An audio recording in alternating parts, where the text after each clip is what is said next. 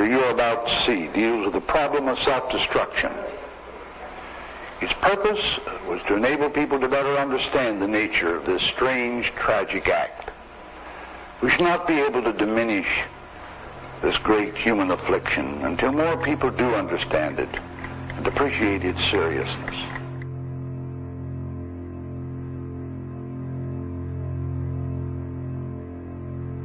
A lot of things about the world these days are very scary.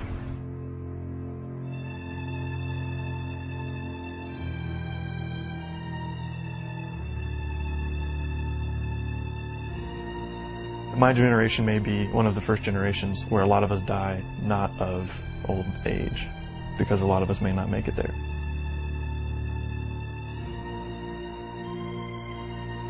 Global warming, it's going to do this, and our climate's going to go weird and like another ice age or something.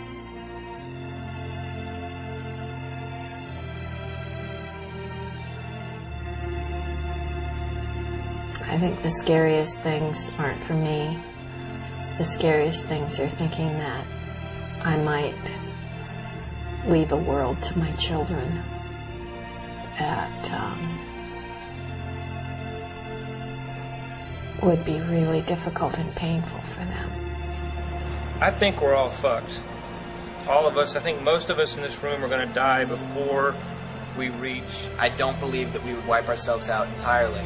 I believe that we could probably fall down. There's got to be a way. There's got to be a way to live through it. You know, once we're able to look at the world without blinders and see the really horrific mess we're making of it. We have got to change our whole idea of the way that the world works. I generally just feel like everything is out of balance. Nothing that I can do will make any impact on the planet. We're living a way that doesn't work. We have to live a way that does work. So it's going to change. You can't change what's happening in Washington. You can't change what's happening over in Iraq.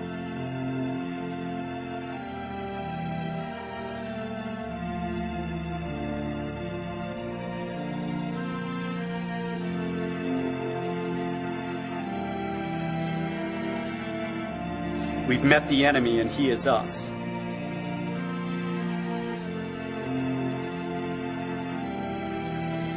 I guess I just tell myself that it's all going to be okay. You kind of have to keep going.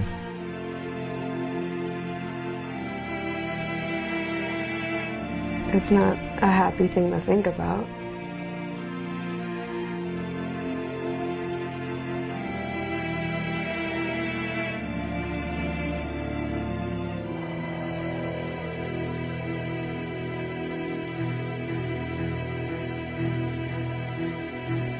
There was a time in my life when I was having this recurring daydream.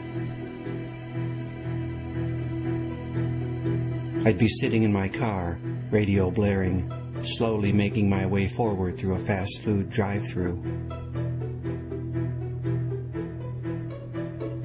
I'd get to the window and they'd hand me my drink and my burger and fries. And as I waited for my change, off in the distance, a bright flash and a rising cloud. And as the full force of the nuclear blast washed over me, as the icy cold of my overturned Coke seeped into my jeans, I'd think to myself, what a way to go.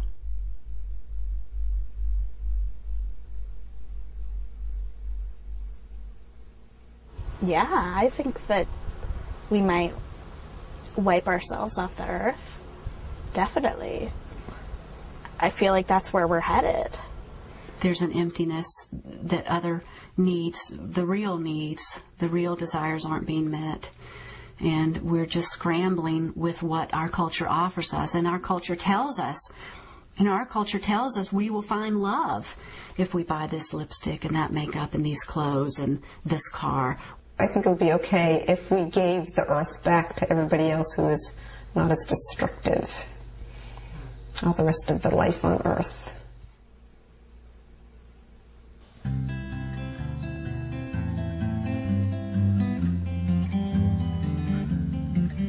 I was born in the American Midwest, central Michigan, the water-winter wonderland. I was raised in the arms of an extended rural family, mostly farming folk, solid, hardworking, quiet, giving. I was born into warmth and plenty to eat, a sense of place and a surety of security. And I was born into stories, stories about the value of work and the right way to live, stories about God and country, about community, loyalty, steadfastness, and resolve, stories about the role and place of humans on this planet, stories about our relationship to something we called nature. I was born into stories. Nobody told me these stories. They didn't have to. The stories were the air I breathed, the water in which I swam, the ground upon which I walked. They were all around me. We didn't even know they were stories. We just thought they were the way things are. My world was a playground. There were fish to catch, boats to row, parades to watch, trails to hike, lakes to swim, snowmobiles to ride, games to play, presents to open, and family to share it all with. The days would end with sunsets and fireworks, and sometimes I would dance until I collapsed with joy. It was a magical land, cherry popsicles and warm milk, birthday cakes and store-bought costumes and brand-new chairs under the tree. A land of giant geese, well-dressed poodles, talented birds, and even more talented people. The earth was our merry-go-round, our monkey bars, our swing set. As long as we didn't look down, everything would be just fine. I was born halfway up the population explosion. I was born on the slope of rising CO2 levels. I was born in the foothills of a mass extinction. I was born on the rocky rise of oil production. I was born facing forward, looking ever upward, my first step a step upslope, a step into progress, a step into a vast and glorious human future. We were moving on up. There was no looking back. There was a mountain to conquer, and conquer it we would. All we had to do was climb a bit further. But the mountain we were climbing was not what we thought it was. Rather than rising from natural forces, the slopes up which we were headed were the results of imbalance and short-sightedness. In our efforts to progress, to succeed, to improve, to strive, to overcome, to manage, to shape, to solve, and to grow, we wielded huge new forces across the globe. We walked as giants upon the earth, unaware of the footprints we left behind. I have walked that path, unaware of my own big feet, enacting the stories of our culture, not stopping long enough to feel the instability of the slope underfoot. But in the late 80s, news of the ozone hole and global warming first hit me, and the ground began to shake. I stopped and looked around me for the first time. I got scared. I got involved. And then the shaking subsided. Or rather, I just got used to it. Life got more complex with the births of my 3 children. And there was climbing still to do, so I continued to climb. But the tremors were still there underfoot. At night I slept, but fitfully, clenched with worries, my dreams assaulted by vague rumblings from the future. In my dreams I would stand at the pinnacle of the present and look out over the surrounding terrain, and it did not look like I had thought it would.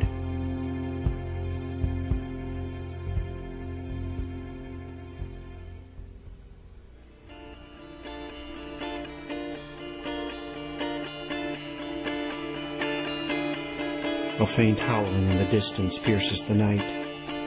The monsters we have created, lumbering to rampant life, are heading, even now, toward our village. Nuclear weapons biding their time, itching with purposes unfulfilled, as hopeful fingers tremble near buttons. Bunker busters and tactical nukes, suitcase bombs and terrorist acts, power plant accidents and leaking wastes. Plutonium launched into space in rockets known to explode. And depleted uranium poisoning the battlefield, depopulating the land.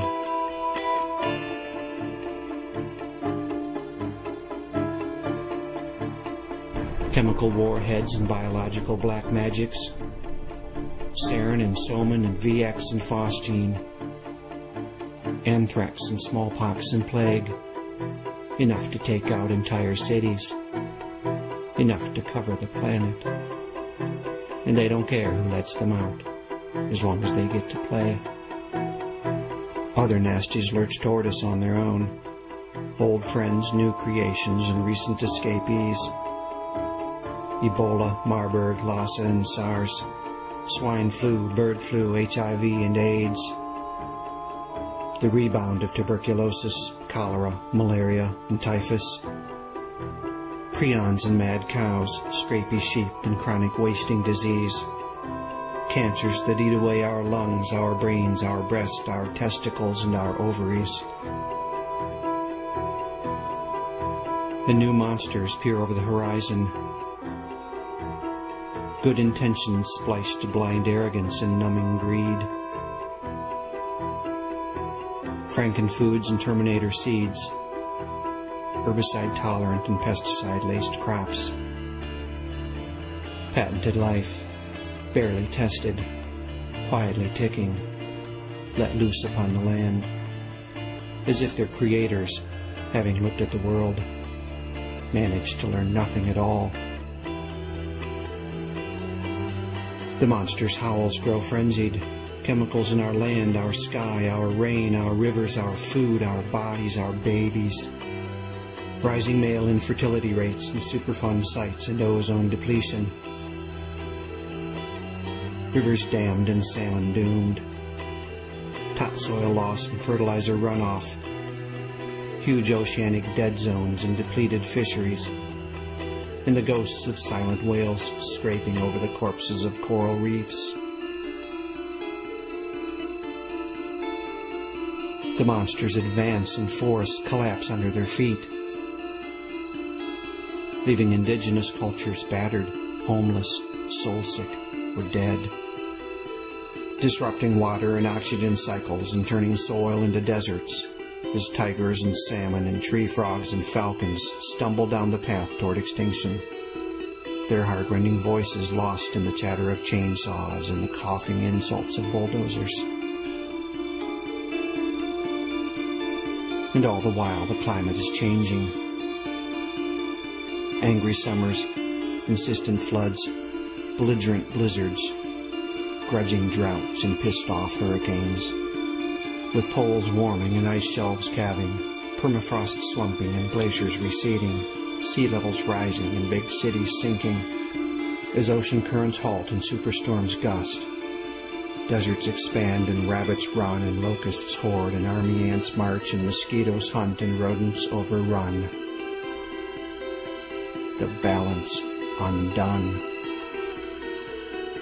Leaving crops destroyed and diseases vectored and famine and rioting and looting and war. The ocean turns acid and corals and shellfish and planktons dissolve. The disruption of food chains, the collapsing of ecosystems. Tonight on the Weather Channel.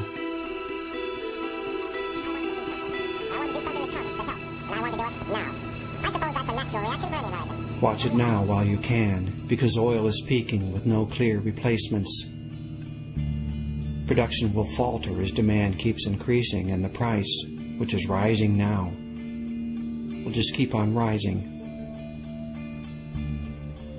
Imagine the impact of the global economy, to the truckers and farmers, to your neighbors, yourself.